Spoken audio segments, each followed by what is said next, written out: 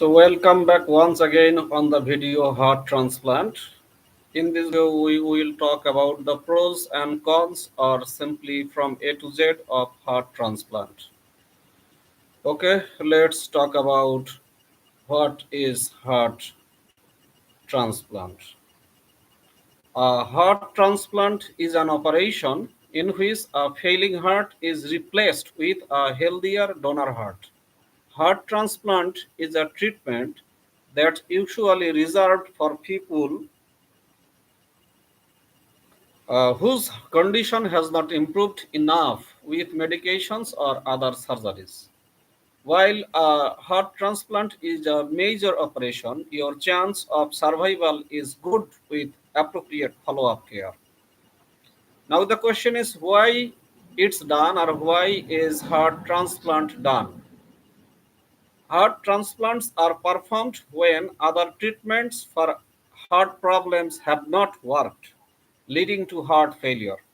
In adults, heart failure can be caused by a weakening of the heart muscle or cardiomyopathy, coronary artery disease, heart valve disease, a heart problem you are born with, or congenital heart defect, dangerous recurring abnormal heart rhythms, or ventricular arrhythmias not controlled by other treatments, failure of a previous heart transplant.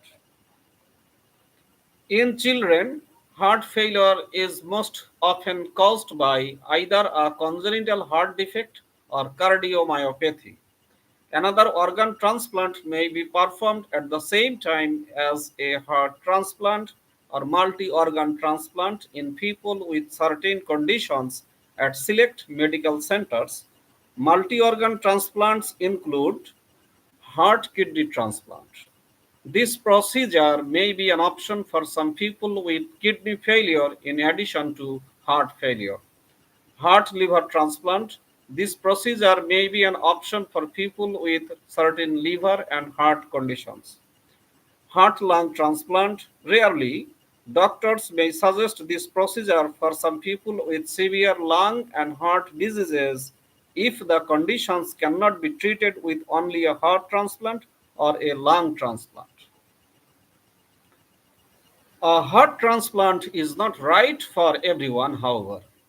You might not be a good candidate for a heart transplant if you are at an advanced age that would interfere with the ability to recover from transplant surgery, have an have another medical condition that could shorten your life regardless of receiving a donor heart, such as a serious kidney, liver, or lung disease, have an active infection, have a recent personal medical history of cancer, are unwilling or unable to make lifestyle changes necessary to keep your donor heart healthy, such as not using recreational drugs, not smoking, and limiting alcohol use. Ventricular assist devices or left ventricular assist device or LVAD. For some people who cannot have a heart transplant, another option may be a ventricular assist device or VAD or VAD. A VAD is a mechanical pump implanted in your chest that helps pump blood from the lower chambers of your heart or ventricles to the rest of your body. VADs are commonly used as temporary treatments for people waiting for heart transplants.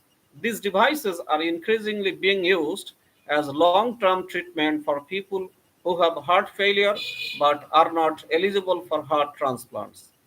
If a VAD or VAD does not help your heart, doctors may sometimes consider a total artificial heart, a device that replaces the ventricles of your heart as an alternative short term treatment while you are waiting for a heart transplant.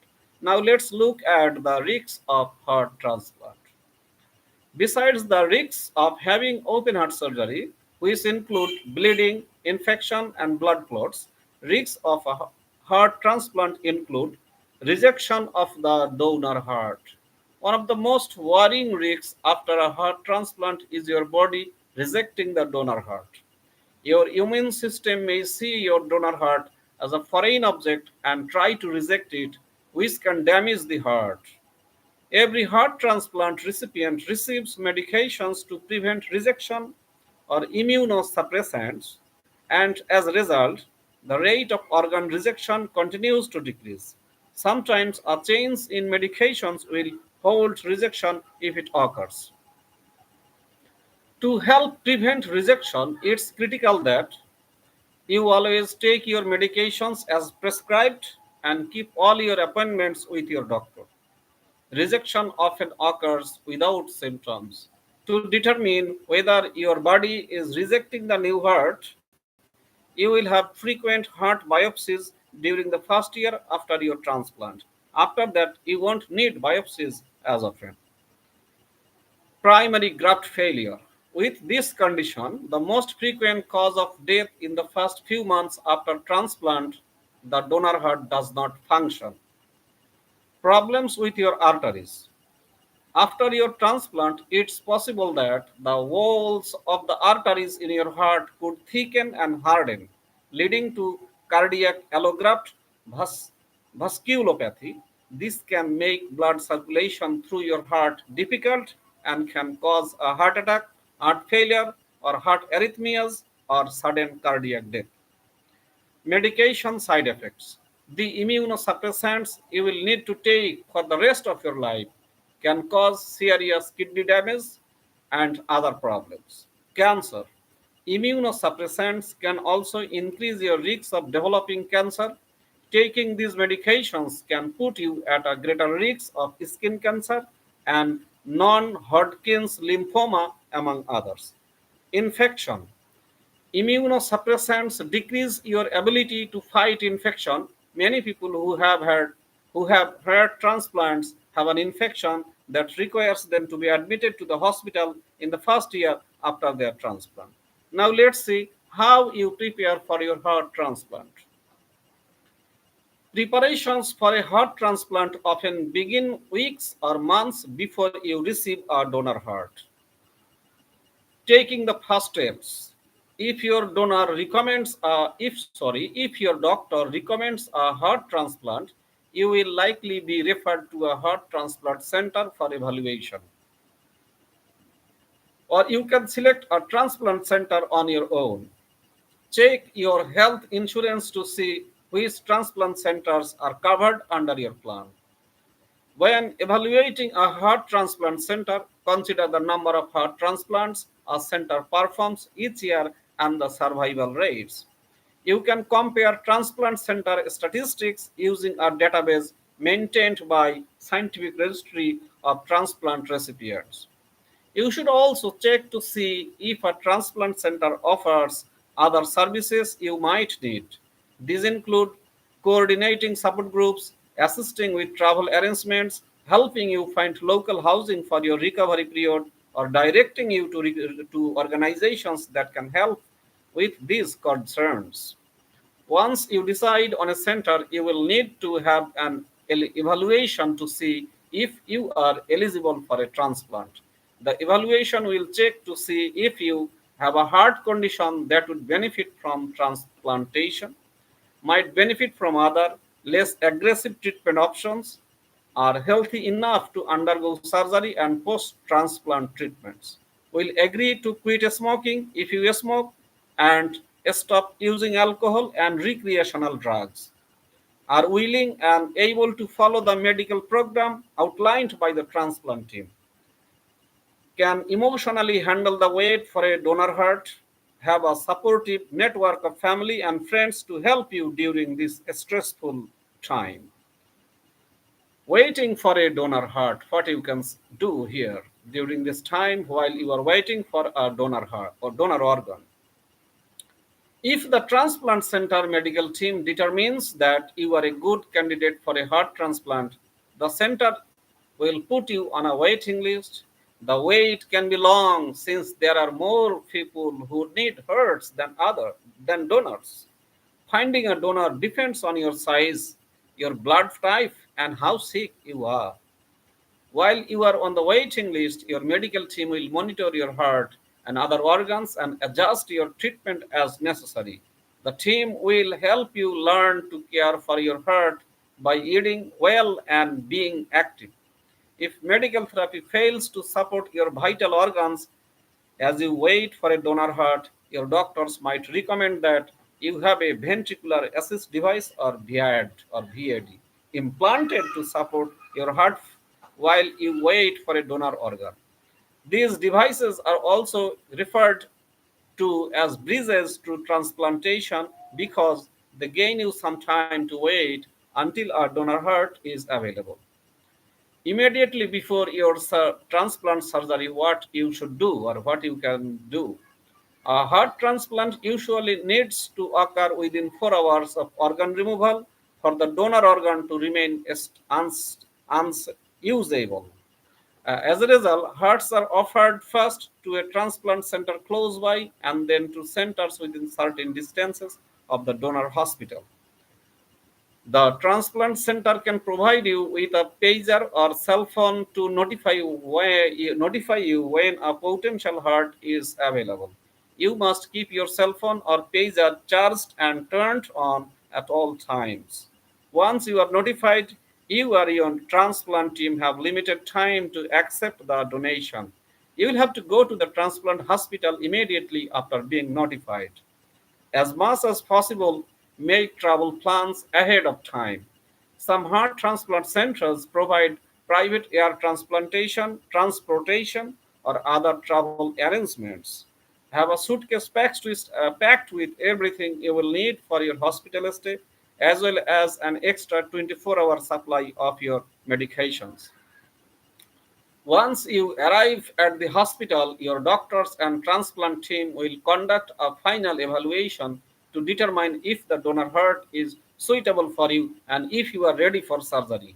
If your doctors and transplant team decide that either the donor heart or surgery is not appropriate for you, you might not be able to have the transplant.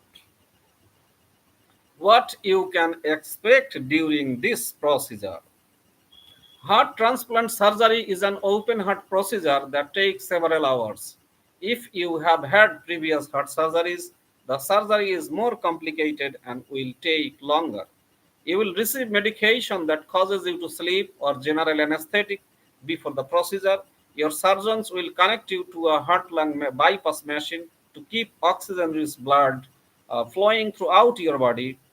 Your surgeon will make an incision in your chest. Your surgeon will separate your chest bone and open your rib cage so that he or she can operate on your heart.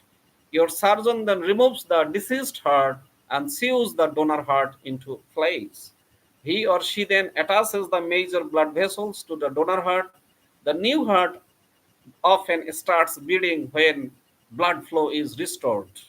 Sometimes an electric shock is needed to make the donor heart beat properly. You will be given medication to help with pain control after surgery. You will also have a ventilator to help you breathe and tubes in your chest to drain fluids from around your lungs and heart. After surgery, you will also receive fluids and medications through intravenous tubes or IV tubes. So after the procedure, what you can do or what you should do. You will initially stay in the intensive care unit or ICU for a few days, then be moved to a regular hospital room. You are likely to remain in the hospital for a week or two. The amount of time spent in the ICU and in the hospital varies from person to person. After you leave the hospital, your transplant team will monitor you. Due to the frequency and intensity of the monitoring, many people stay close to the transplant center for the first 3 months. Afterward, the follow-up visits are less frequent and travel is easier. You will also be monitored for any signs or symptoms of rejection, such as shortness of breath, fever, fatigue, not urinating as much, or weight gain. It's important to let your transplant team know if you notice any signs or symptoms of rejection or infection. To determine whether your body is rejecting the new heart, you will have frequent heart biopsies in the first few months after heart transplantation when rejection is most likely to occur. The frequency of necessary biopsies decreases over time. During a heart biopsy, a doctor inserts a tube into a vein in your neck or groin and directs it into your heart. The doctor runs a biopsy device through the tube to remove a tiny sample of heart tissue, which is examined in a lab. You will need to make several long term adjustments after you have had your heart transplant. These include taking immunosuppressants. These medications decrease the activity of your immune system to prevent it from attacking your donated heart. You will take some of these medications for the rest of your life. Because immunosuppressants render your body more vulnerable to infection, your doctor might also prescribe antibacterial, antiviral, and antifungal medications. Some drugs could worsen or raise your risk of developing conditions such as high blood pressure, high cholesterol, cancer, or diabetes. Over time, as the risk of rejection decreases, the doses and number of anti-rejection drugs can be reduced. Managing medications and a lifelong care plan. After a heart transplant, taking all your medications as your doctor instructs and following a lifelong care plan are vital. A daily routine for taking your medications may be helpful. Keep a list of all your medications with you at all times for medical appointments and in case you need emergency care. Check with your doctor before you use any non prescription medicines, vitamins, supplements, or herbal products. Your doctor might give you instructions regarding your lifestyle.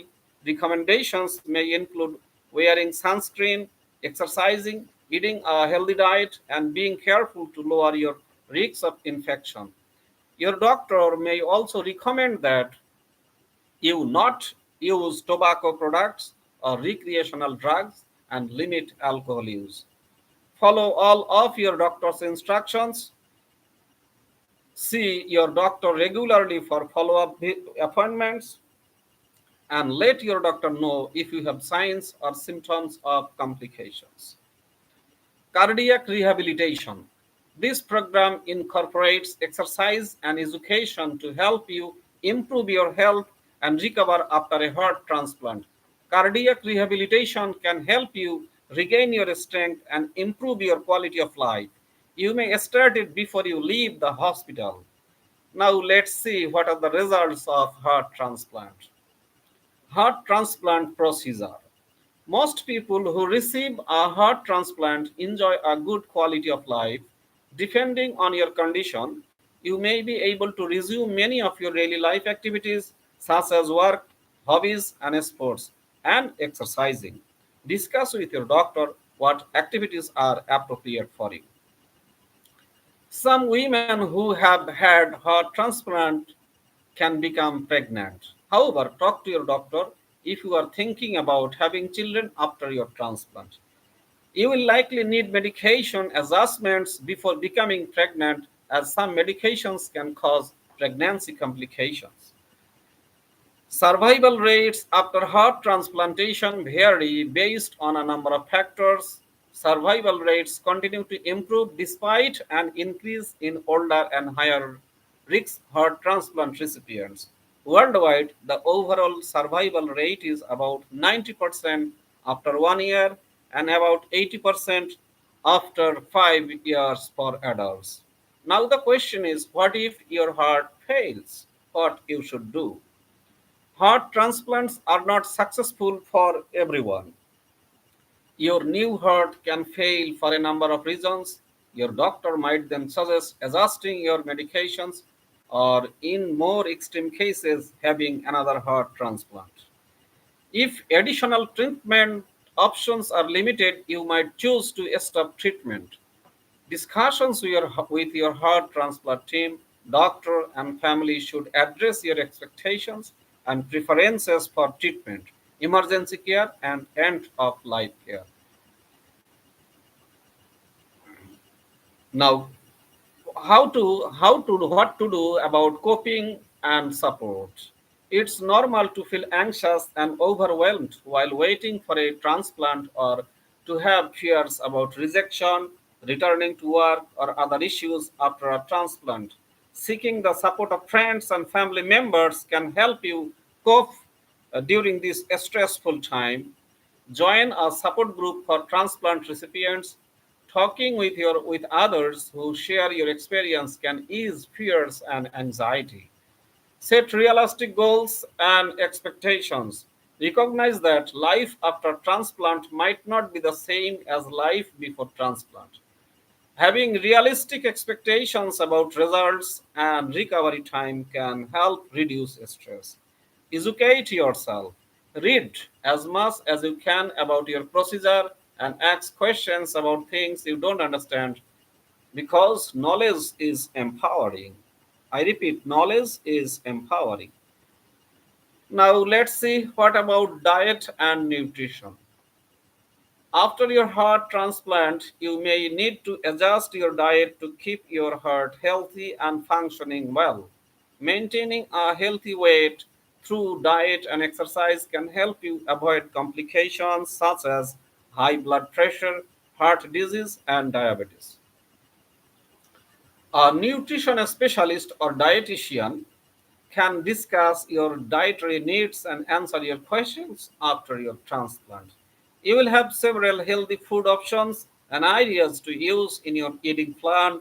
Your dietitian's recommendations may include eating a healthy, balanced diet and including plenty of plant based foods, eating plenty of fruits and vegetables each day, eating lean meats such as fish or poultry, choosing foods that are low to moderate in sodium or salt, fat, and added sugar, choosing foods high in fiber such as fruits, vegetables, and whole grains, choosing heart healthy fats such as avocados, salmon, and nuts. You might also need to do is drinking low fat or fat free milk, eating other low fat or fat free dairy products to help maintain enough calcium in your body. Avoiding fruits that can affect the medications you take after your transplant. Examples include grapefruit, Seville oranges, and pomegranates. Reaching and staying at a healthy weight, following food safety guidelines to reduce the risks of infection, avoiding excessive alcohol, staying hydrated by drinking adequate water and other fluids each day. Now let's talk about what about exercise after your heart transplant. After your transplant, your doctor may recommend that you make exercise and activity a regular part of your life to continue to improve your overall physical and mental health. Exercising regularly can help you control your blood pressure, reduce stress, maintain a healthy weight, strengthen your bones, and increase your physical function. Your treatment team will create an exercise program designed to meet your individual needs and goals. You will participate in cardiac rehabilitation to help improve your endurance, strength, and energy. Cardiac rehabilitation helps you improve your health and recover after your heart transplant. Your exercise program may include warm up exercises such as stretching or slow walking. Your treatment team may suggest walking, bicycling, strength training, and other exercise. A specialist in the treatment team will likely suggest that you cool down after you exercise, perhaps by walking slowly. Discuss with your treatment team what may be appropriate for you. Take a break from exercising if you feel tired, if you feel symptoms such as shortness of breath, nausea, irregular heart rate, or dizziness. Stop exercising. If your symptoms don't go away, contact your doctor right away. And simply that's all about the A to Z of heart transplant or the pros and cons of heart transplantation. I hope you have enjoyed listening to this video. Thank you. Bye bye. Wishing you a good health, good heart. Wishing you all having good exercise regularly, and having balanced diet, and having a good sleep and good hygiene. Thank you. Bye bye.